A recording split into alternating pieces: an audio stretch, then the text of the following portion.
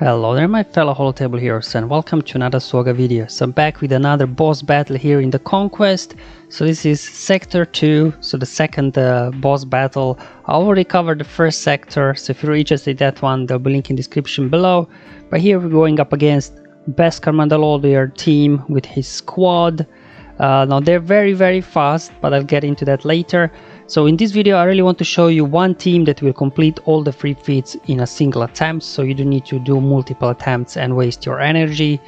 Now the feats we need to here accomplish is win without using no more than 10 special abilities. So obviously you can't just keep spamming special abilities, you have to a little bit use basics a lot in the end. Then you have to win the battle with no tanks. I mean, that's probably not that hard. And then remove from enemies at least 500% turn meter in total. So you know, it's quite a variety here of feats that we need to complete. But I put together one team that can do this in one go. Now, obviously, when it comes to Conquest, it's not like a galactic challenge where we all have exactly same experience, and that's because the data discs that we are earning as rewards, and that, you know, they're not all the same. So I just want to first show you the data discs that I have equipped and point out some of them that may affect obviously this battle. So the first one is the DK turn meter. So the disc I have is that anytime you deal damage to enemy, you will remove 6.5% turn meter from them. So obviously if you have this will just help you to remove more turn meter. So you know, it may actually affect, you know, this feat when you need to remove 500% turn meter or not. But even without these, the team I used, they can still easily remove that much turn meter, I think. So if you don't have that disc, it shouldn't be a problem. Okay, fine, all units get max health protection. That one doesn't have much effect here. This one's cool because you have a chance that the cooldowns are reduced by 1. But again, for this feat, we will not really make use of this. Because you can only use up to 10 special abilities, so we'll mostly rely on basics towards the end. And then this one is a really good one, the booming voice. So whenever a leader in your slot uses an ability, all other allies are called to assist. Because in the end, I'll just be able to use basics because I do not want to use special abilities anymore. And every time even I use a basic or anything, they'll be called to assist. So this will definitely help a little bit here. And finally, this one, the leader's resolve. This one absolutely was the key for me because mentioned before, these guys are very fast. Like I tried first Tarkin lead that adds plus 30 speed to Empire allies, and I had thrown at 322 speed and he still didn't go first. So I'm not really sure what the speed you need to be to outgun them. Must be like 360, 370. So obviously if you have a relic Gideon, you can put some good mods on him, you will probably most likely be able to outrun those guys. But my Gideon is only at 4-star gear 9, so I can't get him fast enough. So I need my throne to swap turn meter with him to give him a turn. That's why I relied on Leader's Resolve data disc that gives you extra, amongst other bonuses, more importantly, it gives to the leader 20% speed. So this allowed my throne to go first because he got a lot of speed extra from the data disc. That's why I wanted to show you data discs and make you aware of the speed. So if you do not have this speed, any speed data discs, and you do not have a relic Gideon that you can make him fast enough, you can try Tarkin lead. I did throne lead, but you can try Tarkin lead and just put, you know, make sure that like your throne is, I don't know, 330 plus speed, and hopefully that will be fast enough. I'm not sure. From what I see, you know, you need 360, 370 at least to go first.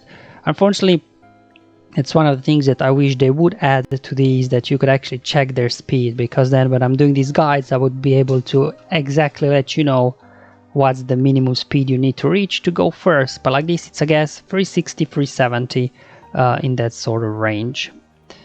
Okay, so we got the feats. The modifier, luckily, you know, it's not that bad that they get. It'll just inflict healing immunity and as well as dot, but which can't be dispelled or prevented. Doesn't really make much difference here, to be honest, for this event. And as well, then yeah, if you hit the box, you can recover health and protection. I mean, I don't know. I didn't really make a use of this, but maybe if you have, you know, lower gear characters, that might help you. But you know, with relic characters, this modifier didn't really make any difference whatsoever. Alright, let me now show you the team and the mods that I used for this battle. Alright, as mentioned before, I went with Throne Lead because I had a data disc that added 20% speed on him, and this allowed him to go first. If you know that don't have data disc, you can then swap Throne and put Tarkin in the leader slot. But with Tarkin in the leader slot, my Throne got only plus 30 speed, and that wasn't enough that he would go first. But with that data disc, I put Throne in the leading slot, and he got extra 20% speed, which adds probably like 60 speed or something onto him, and that was good enough of a speed boost. And again, if you do have Moff Gideon Relic, this should be even easier because he's such a fast character. You know, just having Tarkin lead without any data discs will be probably enough that he goes first. But anyway, let me show my guys. So my Throne here, he's at Relic 6, and his speed is at 305. Then I got Vader at Relic 7, modded for damage, and his speed is at 253. But remember, Vader will be getting extra speed from his unique. Tarkin here, he's at Relic 3. You know, he's not really there like for anything else apart from his AoE that can remove 50% turn meter from the enemies. So that's why Tarkin is there for turn meter removal. Piet here, he's Relic 5, also modded for speed, so I have him 296.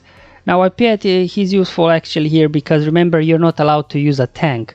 However, you can put inevitable failure on somebody and then they act as a tank, but it will still obviously count towards defeat because they'll be just taunting, they're not tank. That's why Piet here is good. And then as well as the Emperor's Trap unique, you know, Piet, he will be getting some bonus turn meter whenever somebody takes damage, but most importantly, you'll be getting stacks of Emperor's Trap, which will be boosting your offense and potency per stack. So, you know, he'll boost a little bit your team. And then finally, Moff Gideon, as mentioned before, mine's only gear 9, 4-star, and, you know, I couldn't really put excellent mods on him, so he's at 255, and that's why I needed Throne to go first, and Throne can swap with Moff Gideon. And then you can go ahead, use Controller Situation, which will remove 100% turn meter from everybody. So you obviously, you know, if you go first, they will almost, all your 5 enemies will start almost full turn meter. So with this ability here from Gideon, you will probably remove in total around 450% turn meter. So then you only need to remove more, 50% turn meter more, and you should be good to go. That's why you got Tarkin in here with his AoE, he can remove center meter. And also let's not forget that Fracture from Throne removes turn meter as well. So between these 3 guys, you know, even without Vader lead and his turn meter removal from his lead, you will have more than enough tools here to remove 500% turn meter. Alright, so this is my team and just some kind of mechanics here of how it works. Now let me show you the battle and talk you through it. Alright, here we go. So you get those debuffs, but as mentioned before, just ignore them, they don't matter. Swap turn meter here with Gideon. So this is the first special ability we use, the turn meter swap. Now second special ability that we're gonna use is Controller Situation. Because remember, we have to count how many special abilities we use. We can only use up to 10, so that was the second one. And now with Vader, obviously we can use Merciless now, so he goes into his attack position. So IG's obviously got a taunt, so let's go ahead, use Force Crush on him. Then go around here, apply ability blocks. What's ability block? Didn't land ability block. Let's see if actually we can take out Kara. There we go. It was a big enough hit.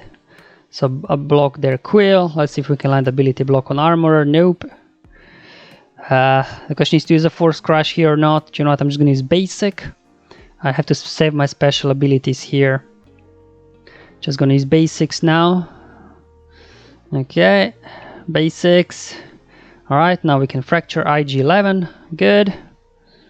Alright, and now we can push more turn meter back with Tarkin, and you know, that was more than enough turn meter there. So just a case here, using basics, finish off these guys.